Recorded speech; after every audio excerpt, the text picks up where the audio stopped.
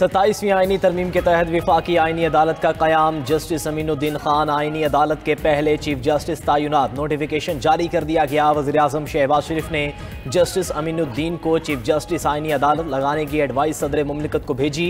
सदर मुमलिकत आसिफ अली जरदारी ने समरी पर दस्तखत कर दिए। आईनी अदालत के चीफ जस्टिस की हल्फ बर्दारी की तकरीब सुबह 10 बजे ऐवान सदर में होगी। जस्टिस अमीनुद्दीन खान 26वीं आईनी तरमीम के तहत बनने वाले आईनी बेंच के सरबराह थे। 27वीं आईनी तरमीम के तहत सीनियर जस्टिस होने की बिना पर जस्टिस याहिया अफरीदी ही चीफ जस्टिस पाकिस्तान होंगे। सुप्रीम कोर्ट के जस्टिस मंसूर अली शाह और जस्टिस अतहर मिनल्लाह मुस्ताफी दोनों ने इस्तीफे सदर मुमलिकत को भेज दिए। जस्टिस मंसूर अली शाह ने 5 सफ़ात पर मुश्तमिल मतन में लिखा कि 27वीं आईनी तरमीम आईन पाकिस्तान पर संगीन हमला है। सुप्रीम कोर्ट पर कारी ज़र्ब लगाई गई। आईनी तरमीम ने अदलिया को हुकूमत के मातहत कर दिया। जिस आइन के तहत तहफ़्फ़ुज़ का हल्फ उठाया था वो बाकी नहीं रहा।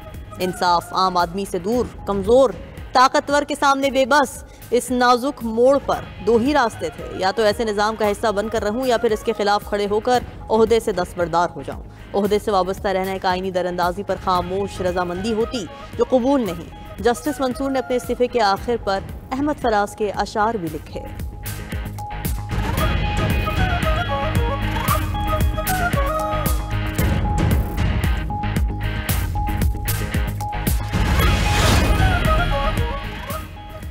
सताईसवीं आईनी तरमीम ने सुप्रीम कोर्ट को टुकड़े टुकड़े कर दिया। तारीख में खामोशी और मुफाहमत गद्दारी की अलामत रही है। वो आइन जिसके दिफा का हल्फ उठाया था अब नहीं रहा। वही हल्फ मुझे इस्तीफा देने पर मजबूर कर रहा है।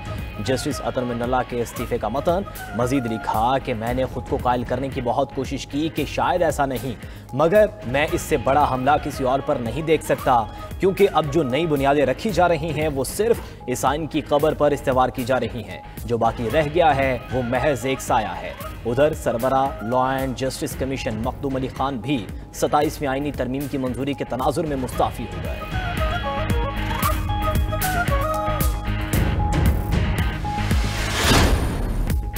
आर्मी चीफ की बतौर चीफ ऑफ डिफेंस फोर्सेस तैनाती के बाद मुद्दत मुलाजमत दोबारा से शुरू होगी। कौमी असम्बली ने 27वीं आईनी तरमीम के तहत मुतल्लिका कवानीन में तरामीम मंजूर कर ली। Pakistan army act, Pakistan air force act और पाकिस्तान नेवी एक्ट में तरामीम मंजूर।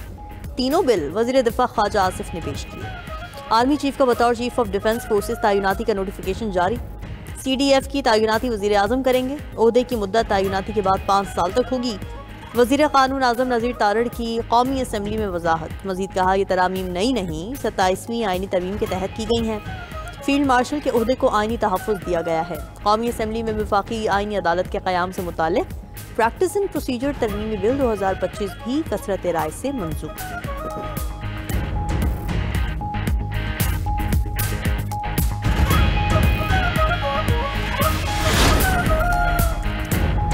मुस्ताफी जजिस का सियासी और ज़ाती एजेंडा था। अपने इस्तीफे में एक चीज़ भी नहीं बता सके कि 27वीं आईनी तरमीम किस तरह आइन पर हमला है। आइन में तरमीम करना पार्लियामेंट का इख्तियार है और रहेगा। वज़ीर आज़म के मशीर राना सनाउल्लाह ने वाज़ेह कर दिया। विफाकी वज़ीर राना तनवीर हुसैन ने कहा जजिस ने उधम मचाया हुआ था। आइन से बाहर फैसले किए जा रहे थे। सिस्टम को चलाने और आगे बढ़ने के लिए जो ज़रूरी था वो किया गया। 27वीं आईनी तरमीम के बाद तवक्को थी इस्तीफे आएंगे। बाज़ औक़ात हीरो बनने के लिए भी ऐसे काम किए जाते हैं। आईनी अदालत बनने से अदलिया की ताकत कम कैसे हो गई? सुप्रीम कोर्ट से ही जजिस ने आईनी अदालत में जाना है। तहरीक इंसाफ अदलिया की आज़ादी वापस लाएगी। हम कोशिश कर रहे हैं कि जमहूरियत चले। चेयरमैन PTI बैरिस्टर गौहर का कहना है कि 26वीं और 27वीं आईनी तरमीम में बहुत फ़र्क है। हमने भरपूर एहतजाज किया और आगे भी करेंगे। अगर तरमीम करनी भी है तो इदारों की आज़ादी और लोगों की मर्जी से हो। असद कैसर बोले 2 जजेस ने यह कहकर इस्तीफे दिए कि शायद हम अब काम ना कर सकें। पूरी कौम को इन जजेस के साथ खड़े होना चाहिए। आज अपोजिशन अलायंस के इजलास में अगले लाहे अमल का ऐलान करेंगे। हमारा अलायंस आवाम को मायूस नहीं करेगा।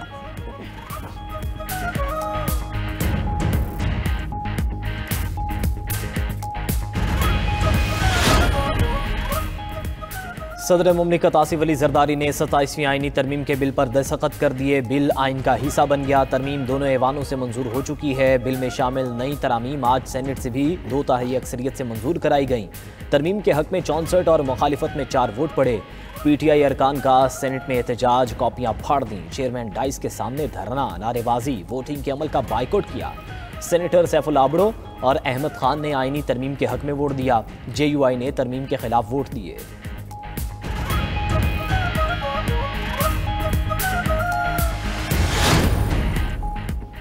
वफाकी हुकूमत मल्टी डोमेन एरियाज में आर्मी चीफ या चीफ ऑफ डिफेंस फोर्सेस की जिम्मेदारियों और फ़राइज़ को महदूद नहीं कर सकेगी। आर्मी एक्ट तरमीम के अहम निकात सामने आ गए।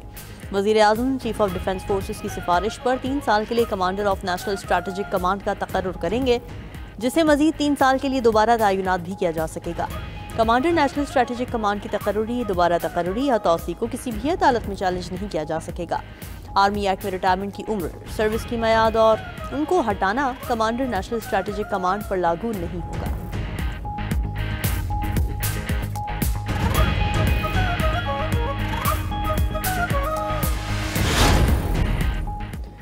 मुकामी हुकूमतों से मुतल्लिक़ MQM की तजावीज़ की हिमायत की। इस हवाले से बिलावल भुट्टो से बात करूँगा। वज़ीर आज़म शहबाज शरीफ की काबीना इजलास में गुफ्तगू। वज़ीर आज़म ने 27वीं आईनी तरमीम और इन तरामीम के तहत क़वानीन की मंजूरी पर वज़रा का शुक्रिया अदा किया।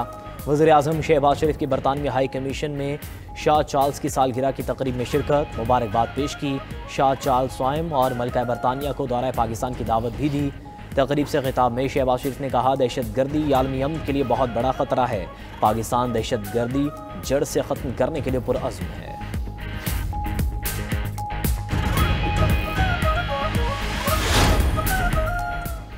चीफ जस्टिस याहिया अफरीदी ने फुल कोर्ट इजलास बुला लिया। फुल कोर्ट इजलास आज जुम्मे की नमाज से कबल होगा। ज़राए के मुताबिक फुल कोर्ट इजलास में 27वीं आईनी तरमीम पर बात होगी। सुप्रीम कोर्ट के 3 जजेस ने फुल कोर्ट इजलास के लिए खत लिखा था। खत लिखने वालों में जस्टिस मंसूर अली शाह और जस्टिस अतहर मिनल्लाह भी शामिल थे।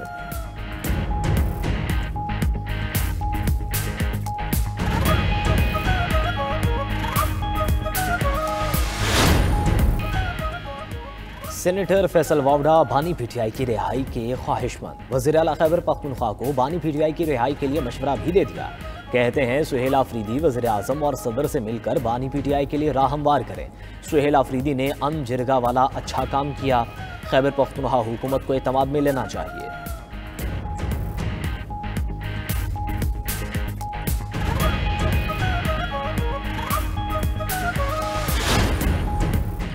वज़ीर आला KP सुहेल आफरीदी को बानी पीटीआई से मुलाकात की इजाज़त न मिली। मीडिया से गुफ्तगू में सुहेल आफरीदी बोले, ये लोग जैसा चाहते हैं, अगर हम ऐसा करें तो मुल्क का नुकसान होगा। दहशत गर्दों का कोई मजहब नहीं और मुल्क नहीं होता। इसके लिए रियायत इंसान और कौम दुश्मनी है। दहशत गर्द के ताने बाने जिस भी मुल्क से हों, उनको सामने लाकर निशान इबरत बनाया जाए।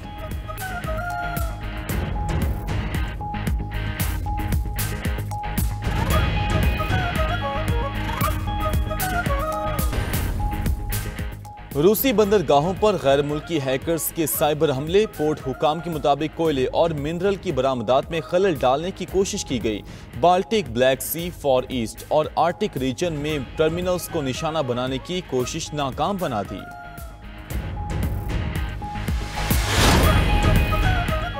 मरीख पर जिंदगी के आसार जानने के लिए नासा ने रॉकेट लॉन्च कर दिया। रॉकेट जेफ बेजोस की कंपनी ब्लू ओरिजिन ने फ्लोरिडा से लॉन्च किया। मिशन में मरीख की फ़ज़ा और शमसी हवाओं की असरात के मुताला करने वाले 2 सैटेलाइट शामिल। रॉकेट ने वियासॉट कंपनी के एक जदीद कम्युनिकेशन डेमोस्ट्रेशन पेलोड भी खला में पहुंचाया।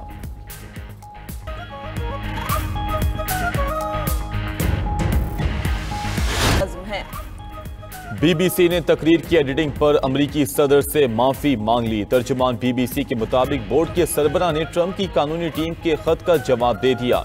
लिखा, सदर ट्रंप से 6 जनवरी 2021 की तकरीर की एडिटिंग पर माजरत करते हैं।